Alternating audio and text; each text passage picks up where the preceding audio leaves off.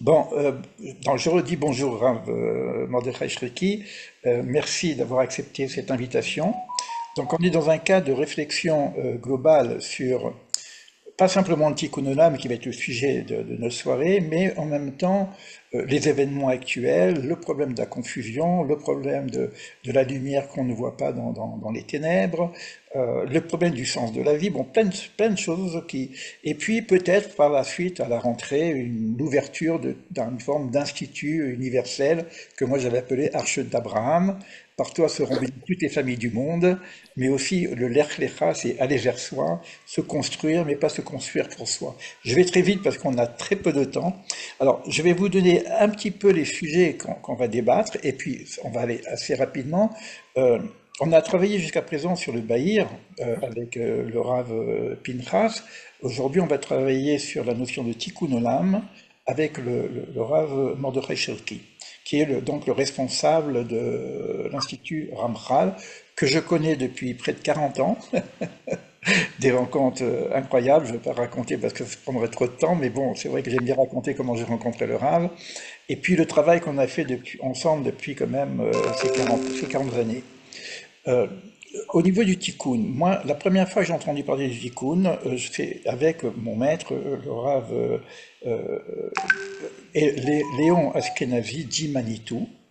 Et lorsqu'il a présenté ce tikkun, il l'a présenté d'une certaine façon. Il a parlé du tikkun olam, du tikkun klal et du tikkun prat. C'est-à-dire que si je réfléchis au niveau du tikkun, il y a moi-même, j'ai un tikkun à faire, une réparation à faire. Tikkun veut dire réparation, réarrangement. J'ai des erreurs, j'ai des tâches, et je fais des fautes, le karma, tout ce que vous voulez, que ce soit dans cette vie ou dans une vie antérieure, j'ai une réparation à faire. Il y a ce qu'on appellera un tikkun klal, c'est-à-dire collectif. Est-ce que Israël lui-même a, pour lui-même, ou chaque nation a une réparation à faire? Je le dirais donc c'est déjà un grand klal. Et puis il y a le tikkun olam. Alors le tikkun olam, si je regarde bien au niveau du tikkun olam, je peux parler que Israël, proprement dit, au cœur de l'humanité, est un projet d'humanité. Donc il a lui-même peut-être à faire un tikkun pour l'humanité. On a parlé d'Abraham l'hébreu. Abraham, par toi seront bénies toutes les familles du monde, mais on sait aussi qu'un peu plus loin, on va voir Israël lui-même, Israël qui est au cœur, à Tiferet. Et puis, si je monte un petit peu plus haut, bon, on va avoir ce qu'on appelait les Bnei Noach. Alors, les Bnei Noach viendraient faire un tikkun par rapport à ce qui se passerait, ou ce qui s'est passé avant le déluge. Et avant le déluge, qu'est-ce qu'on a? On a le Hamas, la violence, problème de comment on fait pour la réparation de cette violence. Des Noirs, c'est aussi une façon de proposer aux nations une forme d'éthique, de cartographie universelle. Et moi, quand je continue à lire, je monte un petit peu, je vais très très vite, mais on va redescendre à l'envers. Lorsque je remonte un petit peu, je vois que déjà dans la période prédiluvienne, on a un grand problème, et Manitou il nous en parle aussi, c'est le crime, le premier crime de l'humanité. Le frère tue son frère. Donc on a un crime fratricide, et ce shalom, cette fraternité, on l'a perdu. Donc au niveau du tikkun, c'est une forme de retrouver la fraternité universelle entre l'ensemble des peuples. Et puis si je monte encore au-dessus, on a Adam et Ève, c'est quoi cette faute d'Adam et Ève, etc. Est-ce qu'on peut aussi parler de... Alors je monte le degré du tikkun, on n'est plus concerné directement, parce que bon, je sais des fautes que j'ai faites, mais comment je vais pour réparer la faute d'Adam et Ève? Si je monte encore plus haut, je vois la création elle-même. Il y a un décalage entre le projet divin, que cela soit, et puis on a quelque chose de différent. C'est comme si le projet divin n'est pas terminé, et on aurait à terminer le monde. Et puis, dans Bereshit lui-même. Et si je monte plus haut, on a justement ce qu'on appelle la brisure des bases. Il n'y a même pas la création. Et on aurait aussi un tikkun à faire par rapport à cette création. Donc tout ça, ça va nous poser une question, c'est pourquoi le mal est inclus, et puis comprendre aussi l'intérêt croissant qu'il y a actuellement surtout, de ce problème du mal. On voit qu'il y a une attraction vers cette force un petit peu antagoniste qui viendrait même s'inclure dans un phénomène anti-Israël, et puis on n'y comprend plus rien, il y a la confusion totale. Alors moi ce que j'ai proposé à Rav Shriki, c'est de commencer au début, de nous parler de ce tikkun olam avant la création, Et puis on va descendre progressivement, on ira un peu plus vite après, on descend progressivement pour arriver à notre individualité. Est-ce que nous pouvons faire quelque chose dans les différents degrés de ce tikkun? C'est clair, Rafriki? Bah oui. Est-ce que c'est clair Et- pour tout le monde? Bah, voilà, Bezrat Hashem, j'espère que oui. d'accord. Alors, parlons Alors, un petit peu du début. Du début, qu'est-ce qui se passe avec ce début où on... ok.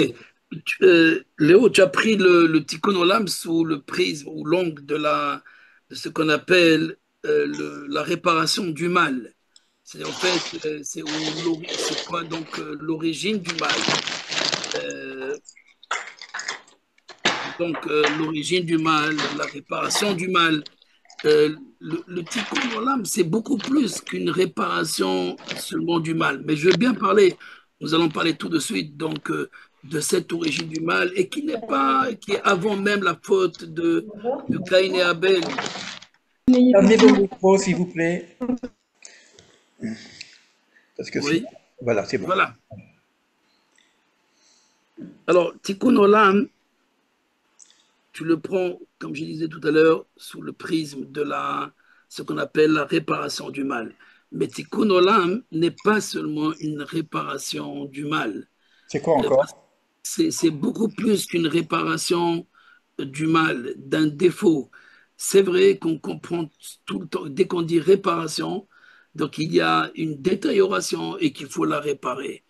Il est vrai que dans l'enseignement du Harizal, il commence le principe de la réparation avec la brisure, puisqu'il y a une brisure de symétrie, je l'appelle comme cela, donc dans mes livres, dans mes différents cours, et je vais expliquer tout de suite pourquoi j'appelle la brisure des bases chez le Harizal comme une brisure de symétrie, parce que il y avait une symétrie, ce qu'on appelle Olam HaKodim.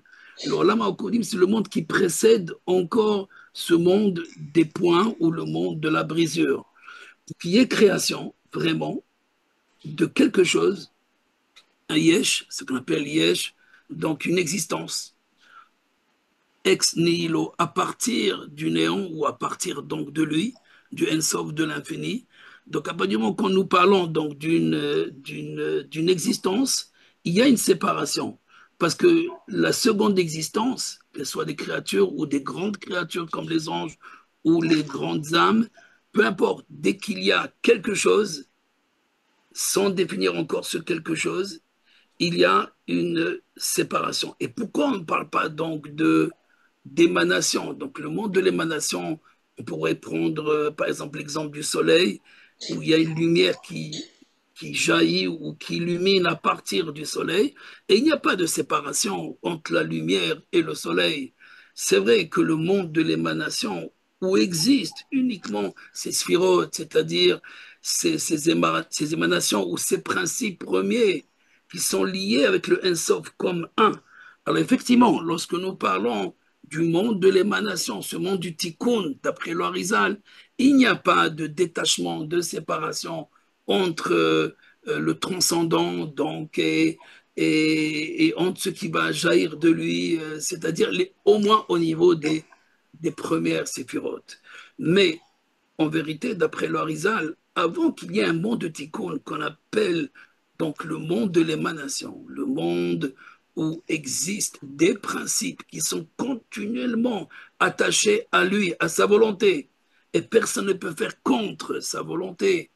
Alors ce monde qu'on appelle le monde sacré ou le monde saint, plutôt de l'émanation, ce qu'on appelle la Kedusha, le saint, la sainteté, alors effectivement, il n'y a pas de brisure.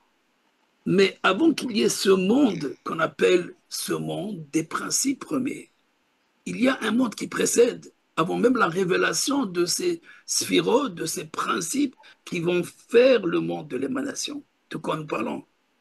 Eh bien, c'est ce que tu as rappelé tout à l'heure, c'est-à-dire le monde des Nikodis, le monde des points ou la brisure. La brisure entre quoi et quoi? Entre apparemment les lumières ou les émanations ou le Dieu lui-même, on va l'appeler comme cela, et les kelim, c'est-à-dire les principes qui vont régir, c'est-à-dire engendrer. les créatures et diriger les créatures, voilà qu'ils sont détachés. Ou une partie d'elles, de ces lumières, se sont détachées, se sont brisées. Cette brisure qui fait donc séparation entre les premiers principes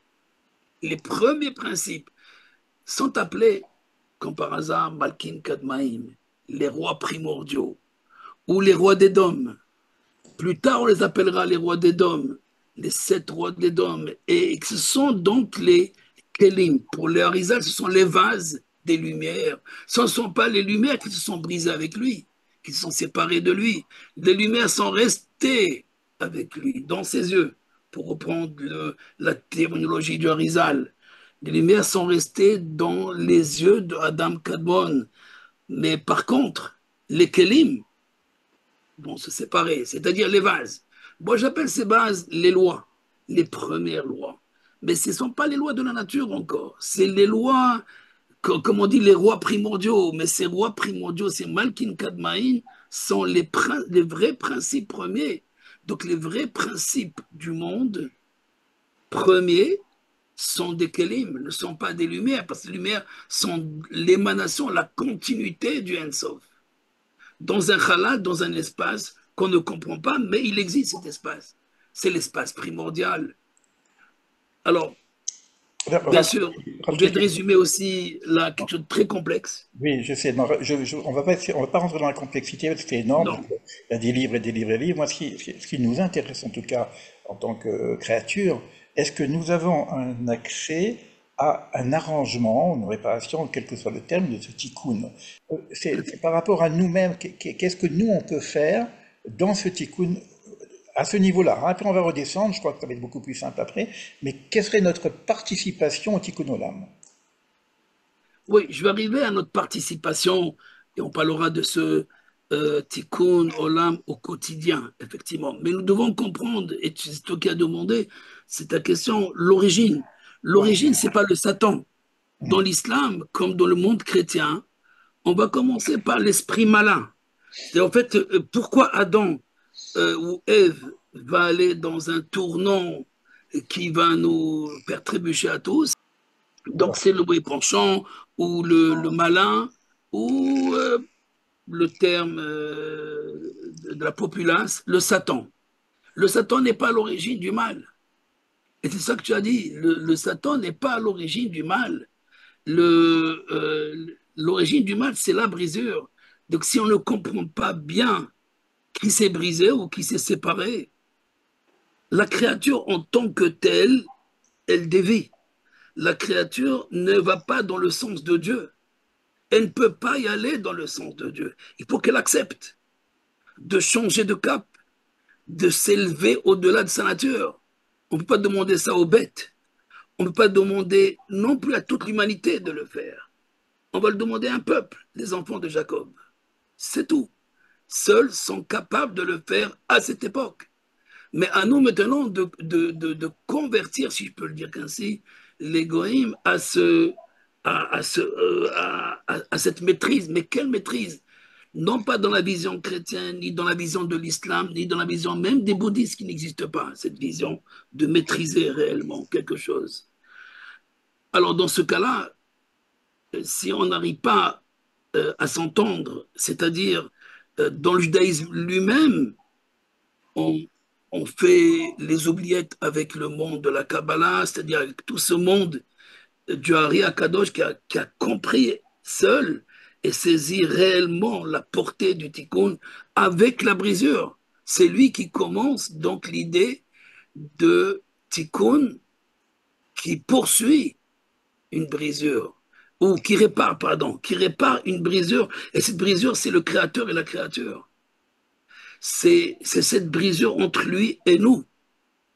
Et c'est pas seulement de se soumettre à la Torah et aux commandements, et je dirais même aux jeunes ou à toutes les bonnes actions pour réparer le mal. On ne répare pas le mal seulement avec cela, dit le Rizal. Il y a dans la réparation, au-delà de cette des bonnes entre guillemets des bonnes actions qui existent dans toutes les religions et même dans la morale Et quelle que soit la morale, on cherche l'harmonie, on cherche un équilibre, mais chacun à sa manière. Alors, je voudrais, justement, avant de parler de la réparation au quotidien, c'est comment nous, créatures de l'universel, n'est-ce pas, comment pouvons-nous aller au-delà de Adam qui a déjà déterminé l'histoire génétique de l'homme, c'est de poursuivre sa nature. Et poursuivre sa nature, c'est poursuivre les kélim, les vases, les réceptacles. Alors que le Rizal dit, les réceptacles doivent poursuivre une autre idée, celle de se convertir en lumière, celle de devenir un avec la lumière, c'est-à-dire avec le divin. Et si on n'a pas ce mariage, je dirais, cette union du Or et Keli, du Keli l'Or, alors nous sommes encore dans la brisure.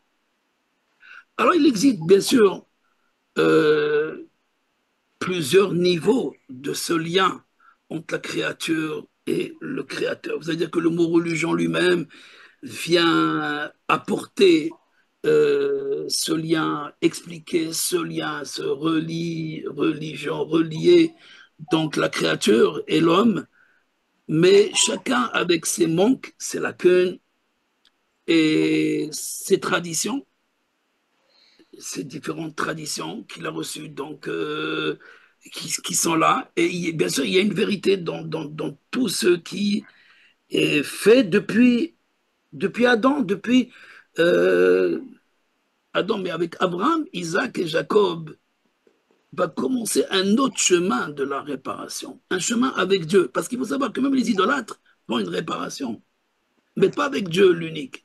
Ils le font dans un polythéisme ou dans un soi-disant monothéisme, en ajoutant des intermédiaires et en absorbant donc la possibilité de l'adhésion, la dvékout avec Dieu.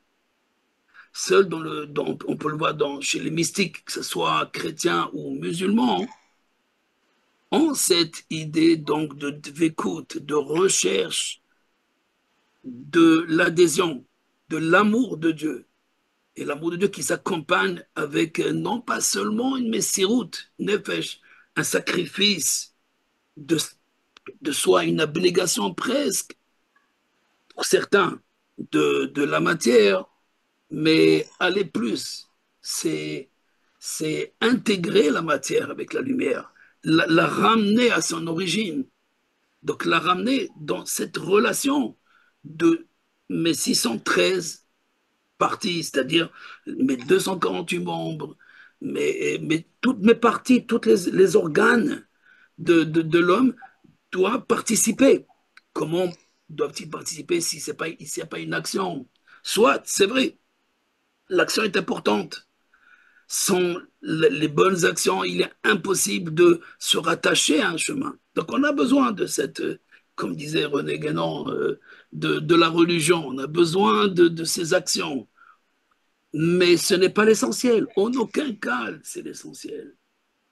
L'essentiel, c'est la marshaba, c'est la kavana, c'est les yichudim, c'est l'intention, c'est les unifications. Ce sont les unifications qui vont permettre de relier, rattacher, marier le Keli et le Or, le vase et la lumière, la créature et le créateur. Est-ce qu'on peut parler à ce niveau-là justement de l'annulation de soi, du Vitulayesh, réduction de l'ego, parce que notre récipient c'est quoi? C'est l'ego. Donc quand on parle également de cette notion de Vitulayesh, est-ce que c'est en rapport avec ce que tu dis? Oui, bien sûr, on peut parler il y a deux grands mouvements dans le judaïsme, le mouvement du chassidisme et le mouvement du Moussard. Dans la Tnoa du Moussard, on parle beaucoup donc de ce bitoul, ce qu'on appelle le bitoul hayesh, de la Tnoa Moussard, l'école de l'éthique ou de la morale de Rabbi Israël Salanter, donc depuis une centaine d'années et plus, mais même à l'époque du Grand de Vilna. Donc on avait ce développement donc du bitoul. Mais le chassidisme a renversé tout. Il a montré que non, il faut la joie, il faut manger, il faut boire, il n'y a pas besoin. Donc, l'ascétisme. Le Ramchal est au milieu et il parle donc effectivement de l'ascétisme qui est honnête et sérieux et nécessaire, et le mauvais ascétisme qui est une sorte de prichou très fort, très grand, d'une abnégation presque, et où l'homme a besoin pour son équilibre de certaines choses, mais il ne les prend pas volontairement, donc il se détruit, donc il n'est pas dans un équilibre parfait. Donc comment arriver à cet équilibre en même temps d'utiliser ce monde, la matière, les kélim, et en même temps de ne pas les froisser trop, ces kélim, c'est-à-dire de ne pas trop les écraser. Les kélim sont nos organes, ils sont d'abord nos chushim, nos sens. C'est notre vision, notre vue, notre ouïe. En fait, c'est tout notre perception du monde. Donc, si j'écrase tout ça, si je ferme les yeux, je ferme les oreilles et je ferme la bouche aussi, il ne reste pas beaucoup de choses. Il faut respirer. Bon, alors on garde les respirations, ouais, mais pour les méditations, mais il faut beaucoup plus que cela. Dans le judaïsme, je pense qu'il n'y a pas réellement une abnégation de soi, même chez les mystiques juifs. Et si on trouve quelques zélotes, n'est-ce pas, qui sont arrivés à vraiment à un comportement exceptionnel, etc., le Ramchal, Rabbi Moshe Chemutzato, dans son livre, dans La Voie des Justes, il rejette cet ascétisme qui est exagéré et qui va à l'encontre de la nature. Et on n'est pas là pour détruire les corps et ni brûler les corps. Donc, il y a une grande intelligence dans le corps, très très grande intelligence, et c'est dommage de le détruire. Si on laisse cette intelligence elle-même ressortir du vase, alors il y a une reconnaissance de la volonté de Dieu beaucoup plus grande qu'avec l'âme. Je ne veux pas entrer donc dans cette voie exceptionnelle du tikkun olam, de la réparation du monde selon le Ramchal, où il y a un mariage. Il y a vraiment un zivoug, comme le Rizal parle de zivoug de Oroth, uniquement de lumière. Le Ramchal parle de zivoug de Bria, Yetzira, Asiya, le monde des créatures doit s'unir intégralement avec les palais qui sont les lieux du mariage avec les lumières divines, c'est avec les pensées divines, avec les pensées authentiques de Dieu. Alors vous allez dire, mais faire la tzedaka, par exemple, la charité, ou jeûner le jour de Kippour, ou tout simplement rejeter les idoles, tous ces commandements, apparemment c'est sa volonté aussi. Non, non, bien sûr que c'est sa volonté, mais c'est une volonté qui est habillée et qui est déjà au niveau du Kéli, mais n'est pas au niveau du Or. Les mitzvot, les commandements, les différents commandements sont au fait une expression de la lumière, mais ce n'est pas la lumière, c'est une expression de la lumière, c'est-à-dire c'est une définition de la lumière dans notre monde. Mais imaginez que vous n'êtes plus dans ce monde. Alors qu'est-ce que c'est les téphilines? Dans l'autre monde, il y a pas de vache.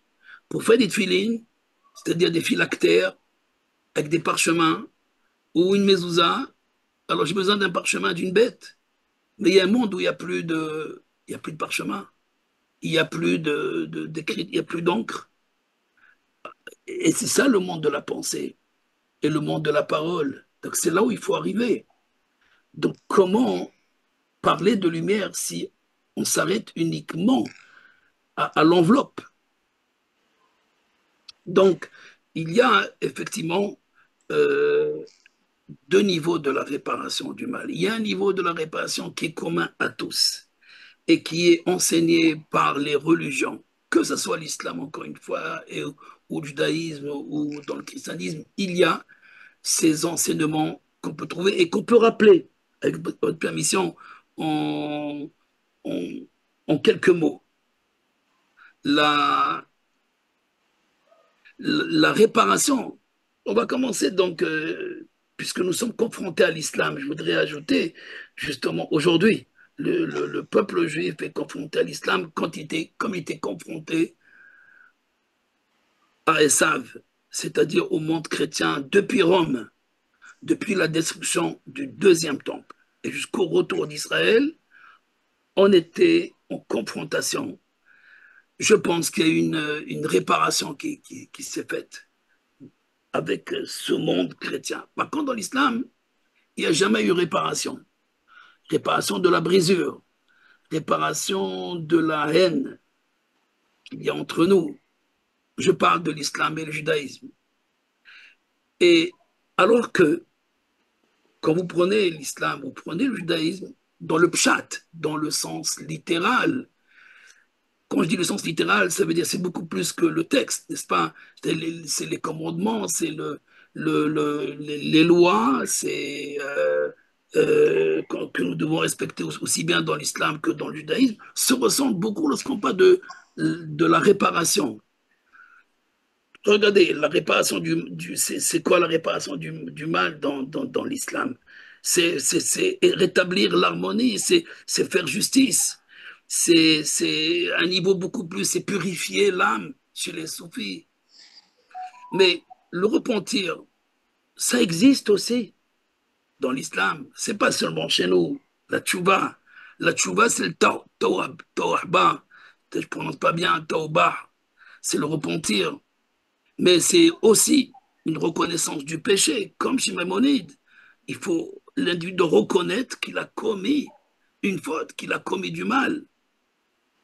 Il doit regretter, il doit abandonner le péché. L'intention de ne pas récidiver, de ne pas recommencer encore et demander le pardon. Donc vous prenez ces éléments, on les retrouve partout. Il y a aussi la tzedaka de Tzom, Kol Tzedaka, Tzom, pardon, le jeûne, le repentir, mais aussi la charité. Et donc, dans l'islam, ça existe, comme dans le judaïsme, comme partout. Mais il y a aussi la rétribution de ce qui est équitable pour tout le monde. Et ça, c'est le droit islamique aussi. Il y a mais chacun à sa manière, bien entendu. La réconciliation, de se réconcilier, ou bien de punir. Ça existe aussi chez nous, punir, il faut l'oublier, même s'il n'y a plus de bédine, de tribunal qui punit, mais à l'époque, il y avait donc cette punition. Et il y a aussi la réconciliation. Bon, on peut ajouter aussi, comme je disais tout à l'heure, la purification de l'âme. Mais encore une fois, dans le judaïsme, au niveau du pshat, eh ben, on est dans la tchouva, c'est cette repentance. On a un jour de Yom Kippour, et il y a une résolution aussi de ne plus recommencer. Il y a peut-être un plus, c'est arranger ses midotes, c'est son comportement. C'est-à-dire d'être moins coléreux, d'être moins grossier, etc. De travailler ce qu'on appelle dans l'école du Moussa. Mais voilà, que le Clorizal, tout a changé. En plus de tout cela, bien sûr, sans réduire la réparation avant leur isal. La réparation du mal, c'est au niveau justice, au niveau d'un homme et sa femme, un homme et son voisin, un homme et son peuple peut-être. Mais leur isal a vu dans le tikkun quelque chose d'universel. C'est dans le monde parce que même si je ne fais pas de faute, je dois réparer. Comment? Je comprenais jusqu'à présent donc une réparation par rapport à une faute, une erreur, ou une... Non, il y a le de réparer, dit le Harisa, et là personne ne l'a dit. La création elle-même, réparer l'acte de Dieu, c'est réparer le monde. Tikkun Olam, c'est pas seulement la réparation universelle qui concerne chacun de nous, qui a une partie, chacun a une partie dans le Tikkun, mais c'est aussi la réparation de l'univers. L'univers ne doit pas se détériorer. Et ce n'est pas avec les vers qu'on va arriver. C'est avec la Kabbalah du Harizal. Malheureusement, cette Kabbalah, elle reste quand même cachée, hermétique. Et pour les spécialistes, grâce au monde chassidique, au Baal Shem Tov, On peut dire que la Kabbalah est descendue vers le peuple pour ajouter, pour arranger, pour apporter cet enseignement à tout à chacun. Mais non, moi je ne vois pas dans le chassidisme réellement le tikkun du monde, le tikkun, la réparation universelle. Je ne vois pas du tout dans le chassidisme. Peut-être des bribes, des éléments ici et là, mais la véritable réparation, c'est la connaissance de ce qui est brisé, de ce qu'il y a à faire. Et ce qu'il y a à faire, ce sont des unifications. Dans le terme lorianique, c'est difficile même d'entendre les Yehudim, les unifications. Mais lesquelles? Pour ceux qui n'ont pas approfondi, pour eux, il s'agit de faire des mathématiques, des associations de lettres, des permutations, des tsiroufim, c'est des juxtapositions entre les lettres pour créer des nouveaux noms de Dieu, pour créer des nouveaux mots qui éclairent le verset. Mais on n'est pas dans une académie pour faire la réparation. Il ne faut pas être seulement dans une académie. Parce que cette académie, c'est même pas sûr qu'elle répare quelque chose, à part pour ceux qui ont vraiment une cabana super, super profonde et qui, leur intention arrive à libérer une énergie de grande puissance. Et pour cela, il faut une pureté. Et je dirais, comme dit le Ramkha lui-même, il faut la Haboura, il faut le cénacle, il faut le groupe, il faut des gens qui savent travailler ensemble. Parce qu'une personne ne peut pas tout faire. Et donc, dans le monde des Yehudim, c'est un monde très complexe. Le Ramchal a transformé les Yehudim en Hitkalelut, l'intégration ou l'unification des mondes de créatures avec le monde de l'émanation, avec la malchoute, avec la royauté, avec Dieu lui-même, avec le transcendant. C'est-à-dire il n'y a plus donc des mondes de créatures qui agissent tout seuls. Mais vous allez dire, bon, à quoi sert de le faire, puisque de toutes les façons, les gens agissent, réagissent par rapport à leur sens, par rapport à leur tradition, par rapport à leur école. Il y a beaucoup d'éléments qui rentrent en jeu, que ce soit dans l'islam, comme dans le judaïsme, comme chez les chrétiens, comme aujourd'hui, chez la tradition hindoue, indienne. Donc, tout cela montre que nous sommes pas dans un ensemble ou dans une direction réellement. On recherche pas réellement une réparation. Parce qu'on n'a pas trouvé encore les termes. Je parle à mon niveau à moi. C'est-à-dire à partir de l'enseignement du Harizal et du Ramchal directement. Je m'arrête au Zohar, le Hari, donc le Zohar de Rabbi Shimon, le Hari, Harizal et le Ramchal. Si je prends par exemple dans une école lourianique qui s'appelle à Jérusalem le Rachash, l'école du Rachash de Rabbi Shalom Sharabi, leur travail est dans les cavanotes. Soit c'est quelque chose d'exceptionnel, mais c'est pas quelque chose qui regarde beaucoup de monde. Et même ceux qui le font, une grande partie ne comprend pas ce qu'il fait, mais imite. Alors, à quel niveau est ce travail du tikkun? Je vous laisse poser des questions peut-être et je laisserai donc la conclusion dans les prochaines minutes. Voilà. Oui, justement, c'est quand même assez difficile d'intégrer toute cette notion de réparation, tikkun, etc. Si on se posait la question un petit peu à l'envers, c'est-à-dire que si on comprenait non pas simplement comment je peux me réaliser dans cette notion-là globale, universelle, etc., si j'arrive à comprendre le processus du mal, comment il se développe. Moi, c'est une question que je me pose. Comment c'est possible que... Parce qu'on a une aspiration au bien naturel, mais on voit bien que le processus de la création déjà avant le déluge, il arrive à un moment donné où c'est plus possible. C'est la violence totale, c'est le grand désordre. Donc on voit que les hommes, au fur et à mesure, on arrive à ce qu'on a. D'ailleurs, ça s'appelle le Hamas, c'est la violence. Après, un peu plus loin, on va arriver avec Babel, où c'est vraiment la division des langues. Et si on regarde aujourd'hui, on arrive à une situation extrêmement catastrophique de division. Donc, comment ça se fait qu'il y a une forme d'attraction presque pour le mal, pour la division, pour l'égocentrisme, etc. Dans notre création nous-mêmes, c'est comme si on a déjà un défaut qui fait que, pas simplement comment j'accède à la lumière, mais comment je me sépare de cette force négative. Et pourquoi elle est si forte aujourd'hui? Et pourquoi elle était aussi forte à Babel? Pourquoi elle a été si forte dans le déluge? Comment ça fonctionne, cette chose-là? Alors, je ne suis pas d'accord avec toi lorsque tu parles de comment se retirer du mal. Il n'y a pas lieu de se retirer du mal.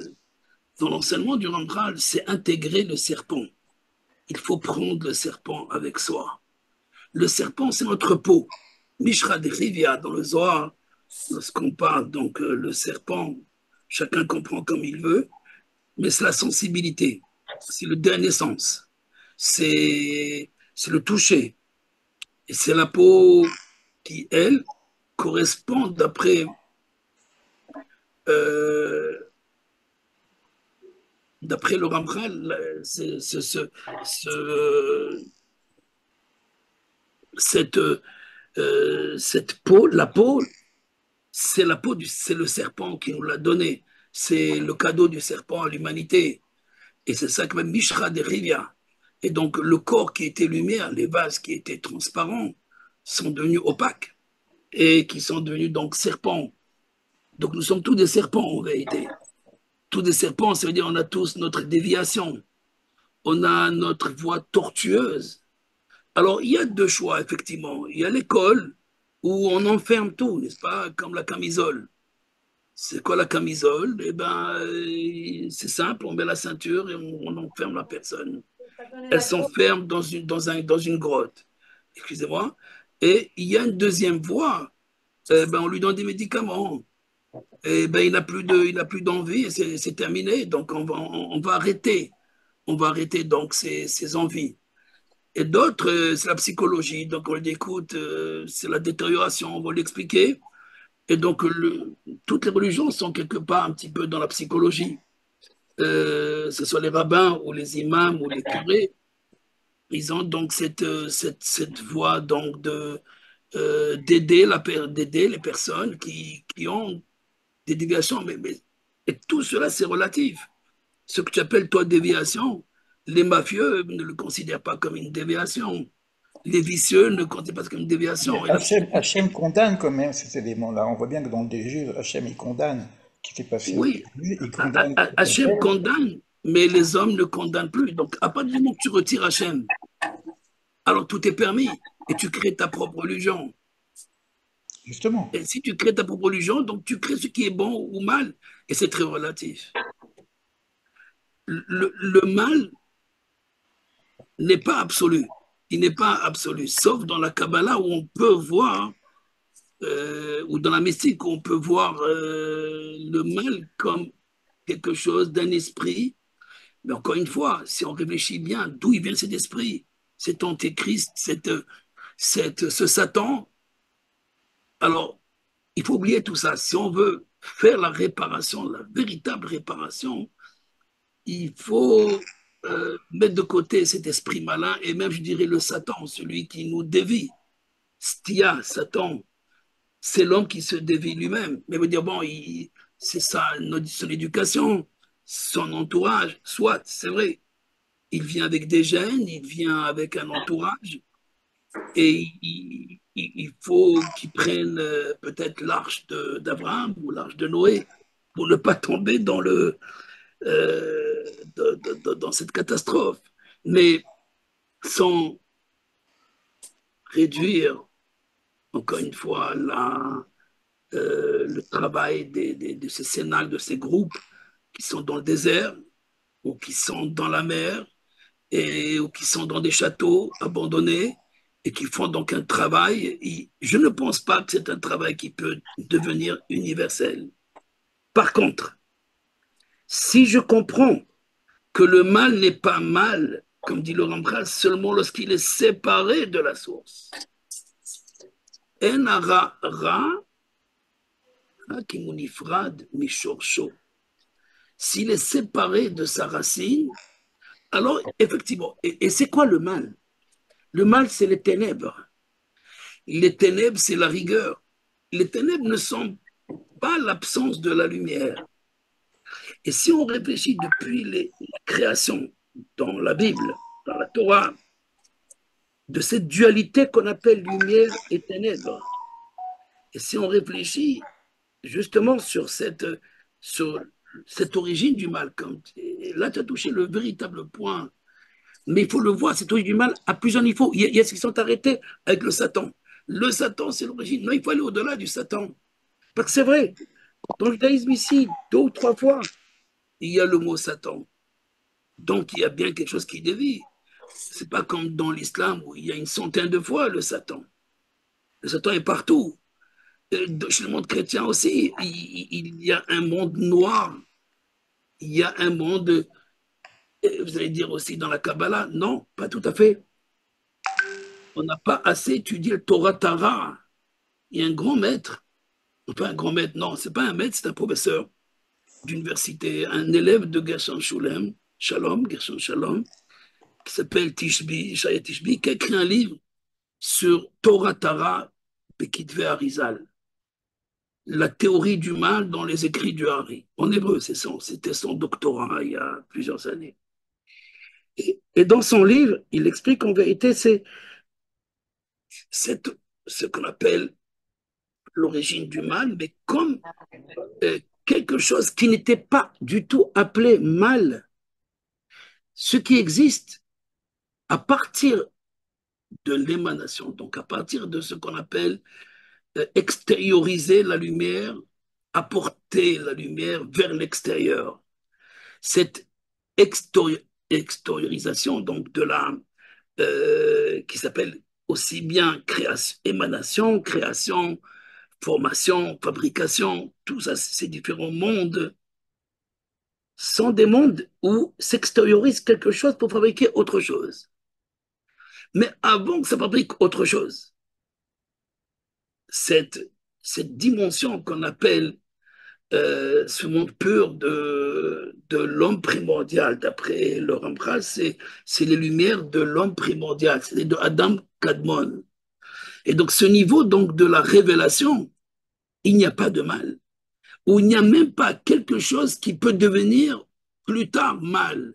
Mais même si nous disons qu'à un moment donné, il y a le potentiel du mal, c'est-à-dire une force qui émane de lui, donc de l'infini, du transcendant, de la cause primordiale, mais qui a comme fonction de protéger, écoutez bien, de protéger, comme la clipa, comme l'écorce pour un fruit. Eh bien, cette muraille, ou cette écorce, ou ce vase, il y a un contenant, et donc le féminin, qui est la nuit, tenir le jour, eh bien, ce vase, c'est lui qui va prendre le pouvoir. À savoir, au moment où la lumière n'est pas dans sa dimension puissante, forte, on va dire, parce qu'elle veut permettre quelque chose de, de, de, de, de s'extérioriser, de se révéler un peu comme il faut l'hiver, il faut la nuit pour permettre à la terre de faire germer donc il faut les ténèbres pour faire germer les graines, mais pas les ténèbres complètes. Il faut une petite lumière et le lendemain, il faut qu'il y ait une lumière, etc., etc. Donc, s'il y a lieu de créer quelque chose qui limite, et pour le Rambral, dans le chapitre 24, dans le Kalar, il dit que l'origine du mal, c'est la limite, c'est le gvoul.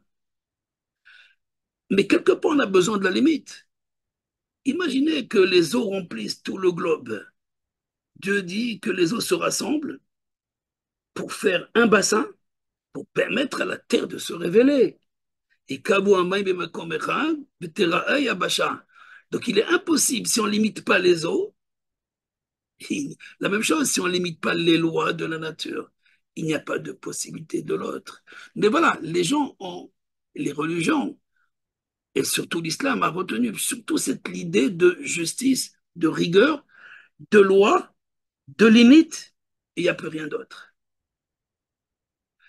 Alors, est-ce qu'avec une idée de la limite, on peut faire la réparation? Oui, tout dépend donc comment on comprend la valeur de la limite et pas seulement la sauvegarde, la protection ou la muraille, le gvoul, ce qu'on appelle le feu rouge. Donc, c'est la rigueur, c'est arrête-toi, il faut laisser passer l'autre.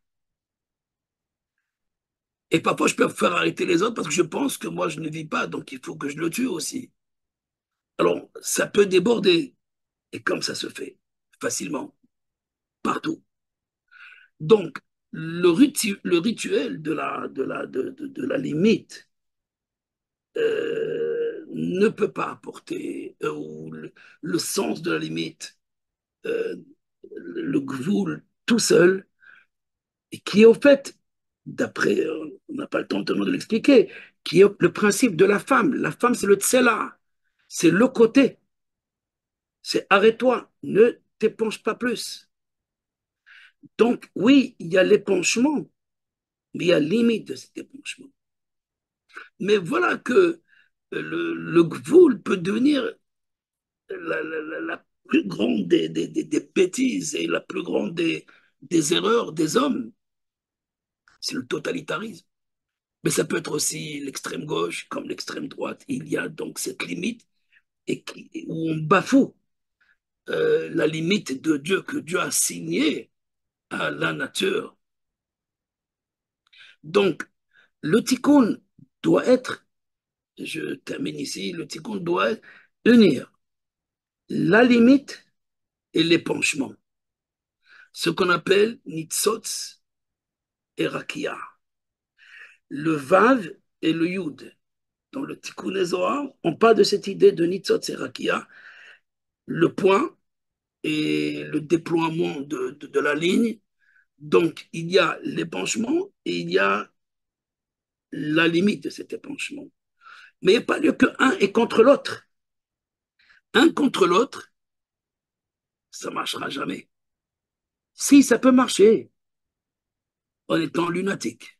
C'est l'affaire, c'est le symbolique donc du soleil et la lune, masculin et féminin. Alors on ne peut pas rester dans une permanence, une fois en haut, une fois en bas, à chacun son tour. C'est comme dans la Knesset, dans le Parlement, on va se changer. Une fois les républicains, une fois les démocrates, une fois ceci, donc on n'est pas dans une ligne, parce qu'on ne répare pas. On se donne chacun ses valeurs et on protège les valeurs des autres qui protègent aussi mes valeurs. Cette harmonie, elle est fausse. On n'est pas dans la véritable paix. Chez le Rambra, le Tikkun, c'est une union. Je veux bien, dans un prochain cours, de rentrer plus dans cette dimension donc, du Tikkun en tant que zivug, c'est-à-dire l'union de Orekeli, de épanchement et limite. Je crois que c'est important comme notion. Je sais pas, je sais que tu n'as pas beaucoup de temps parce que tu dois avoir ta réunion. Si tu peux me dire juste un petit mot sur Abraham, euh, qui est avant les divisions quelque part. Il représente un petit peu le père des nations aussi. Hein. Abraham, c'est aussi père des nations. Quand Hachem lui dit, quand Dieu lui dit, par toi seront bénies toutes les familles du monde. Qu'est-ce qu'il y a derrière cette bénédiction d'Abraham? Qu'est-ce qu'on peut retenir d'Abraham pour qu'on soit une forme de modèle, qu'on ait un modèle père d'ailleurs, Oui, euh, en termes de être bénédiction pour les autres? oui, on peut dire que dans le peuple juif, comme dans l'islam, qu'eux retiennent plus Abraham. Il y a les accords d'Abraham aussi qui nous relient avec avec les musulmans, c'est vrai, mais par contre, chez Jacob, son petit-fils, on est déjà dans la famille, Beth Yaakov. Alors que chez Abraham, il y a l'idée donc de l'universel, puisqu'en fait, on ne va pas aller dans les détails, on ne va pas descendre dans les limites de tous les organes. On va limiter la tête, c'est-à-dire les 7 lois de Noé, ou plus ou moins, un peu plus, un peu moins, mais on reste au niveau donc de l'esprit. Et l'action, elle existe aussi. Chez Abraham, chez Abraham, c'était en vérité l'homme de la loi. On peut le dire, mais quelles lois? Les lois de la physique. Dans le Zohar, on voit Abraham comme quelqu'un qui connaît la nature, qui connaît très très bien la nature. Mais voilà, Dieu veut lui montrer qu'il y a au-delà de la nature, dans la fournaise de Nimrod, et qu'il y a une puissance qui est au-delà de la nature, parce que la loi, comme la nature, n'est pas en vérité, comme je disais tout à l'heure, le tikkun. Il y a donc cette, la miséricorde. Je parle simplement maintenant, c'est-à-dire l'idée de la miséricorde, de la clémence, de la bonté. Mais tout cela, c'est resté très bas par rapport à Abraham Avinu. C'est l'école primaire où on apprend à Abraham comme la bonté. Mais non, Abraham, c'est d'abord un guerrier, c'est un grand militaire, c'est un général. Il fait la guerre à la Vodazara, mais sa guerre, elle est au niveau du polythéisme, au niveau donc des idoles. C'est combattre les idoles. Mais Chaber, ça le met à vivre. C'est d'abord ça, Abraham. C'est détruire les idoles. Mais voilà, faire que détruire, et certains sont arrêtés ici. Et d'autres voient dans Abraham cette deuxième partie, c'est-à-dire la partie de la bonté, la Raphaël. partie donc de la clémence. Mais Abraham, en vérité, va être celui qui est l'universel. C'est quoi l'universel? C'est la droite et la gauche. C'est le haut et le bas. C'est devant et derrière. Et pour cela, il va poursuivre 10 épreuves, 10 moments où il va à contre-tout, à contre-courant, mais contre ses amis. À la fin, il abandonne même ses amis. Il abandonne même sa femme quelque part. Où il dit pas à sa femme qu'est-ce qu'il va faire avec Isaac. Et là, Abraham s'unit complètement avec l'infini, où Dieu, il ne fait pas clémence, non. Il rétablit juste un ordre. Et l'ordre, c'est de ne pas sacrifier Isaac comme il pensait. Parce que Dieu lui a dit, alors c'est non, il faut savoir s'opposer même à Dieu. Mais ça, c'est une lecture juive de la Bible. Quand je dis s'opposer au Dieu de la rigueur, je ne parle pas donc du transcendant, je parle de la révélation de Dieu, ou ce qu'on appelle les parsifim, les visages qui se révèlent de Dieu, les noms de Dieu. Alors il faut savoir s'opposer. Pourquoi faire? Pourquoi on doit s'opposer? Pourquoi pas accepter? Non, parce qu'on veut concourir à intégrer tout. Et donc, Abraham, c'est le principe même de l'intégration. L'intégration de toutes les créatures. Pour Noé, c'est plus facile de réunir les animaux. Il a raison. Parce que les hommes sont libres. Alors que les animaux, il faut leur apporter des carottes ou des bananes. Et c'est terminé. Pour les hommes, il faut beaucoup plus que ça. Donc il fallait Abraham. Donc je pense que ton idée de l'arc d'Abraham, elle est très subtile. Elle n'existe pas d'ailleurs, mais tu l'as inventée. Mais je la vois bien, mais ce n'est pas une arche comme l'arche de Noé. Non, non, je Donc il veux faut bien. oublier cette arche-là. En bois, il faut l'avoir en cristal peut-être. Il faut l'avoir Je une vois les arche. mots. Arche, c'est aussi la teva. La teva, c'est les mots, quoi. C'est Oui, l'enseignement. Je parle un enseignement. Je vois ça comme une grande université universelle, où chacun peut venir aussi apporter sa touche quelque part, comme on mais peut il faut le faire. trouver ce langage. Je pense. Le langage, c'est les mots. Ce qui a Mais il manqué faut d'ailleurs à trouver ce. Noé. Ce qui a manqué à Noé, Noé, il n'a pas utilisé le langage. Et donc c'est ce qu'on reproche à Noé, qu'il n'a pas négocié avec Hachem. Alors que Abraham négocie contre Sodome et Gomorrhe, il négocie sans arrêt. Donc Voilà. on va le construire tranquillement. Voilà, ben, déjà, prochain rendez-vous, Bezrat Hashem. Donc de toute façon, dès que l'arche d'Abraham sera faite, je vais organiser disons un CEDER de cours réguliers avec les différentes personnes qui voudront intervenir, hein, et puis on essaiera de voir un peu jusqu'où on peut aller dans cette réparation universelle, mais également séparation personnelle, et pas pour soi-même, en même temps à partir du moment où je répare l'autre. Il y a tellement de choses à dire aussi sur la fraternité, des choses comme ça. Bon, on aura l'occasion de développer tous les thèmes. Pour l'instant, tous les lundis, j'inviterai quelqu'un de différent. Et à la rentrée, avec l'aide de Dieu, on essaiera de mettre en programme, donc évidemment avec Rav Shriki, avec Rav Pinchas qu'on avait vu la semaine dernière, d'autres Rav, et peut-être pas que des Rav aussi, peut-être aussi ce que j'appelle des acteurs de changement, des personnes qui peuvent nous aider à réfléchir pour essayer de voir un peu comment on peut améliorer cet état du monde. Euh, Est-ce que tu es d'accord avec cette idée? Juste un mot, parce que je sais que tu es pressé, que Oui, dans cette notion de réparation aussi, ce qu'on voit, ce qu'on dit, que Dieu n'a pas fini le monde volontairement pour que nous soyons nous-mêmes acteurs oui. de la réalisation finale, c'est-à-dire qu'il aurait pu faire le monde parfait, mais nous sommes finalement, on nous met dans une situation où le monde n'est pas fini, et puis on est associé quelque part avec le Créateur à nous finir nous-mêmes et à finir le monde. Mais oui, c'est sûr. C'est sûr que Hachem bara Elohim la sot, Ah, finir ça, la exactement. création. Donc Dieu n'a pas terminé pour que l'homme termine et pour qu'il le rende associé à son même niveau. C'est ce qu'on appelle l'union, c'est ce qu'on appelle l'adhésion.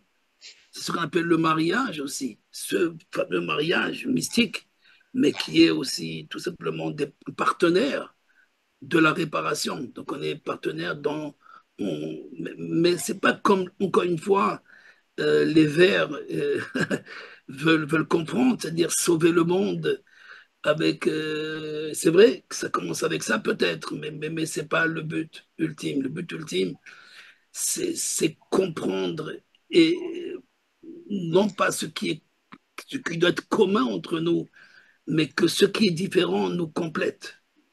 Et c'est pour ça de la nécessité des 70 nations, de la nécessité Israël et les 70 nations.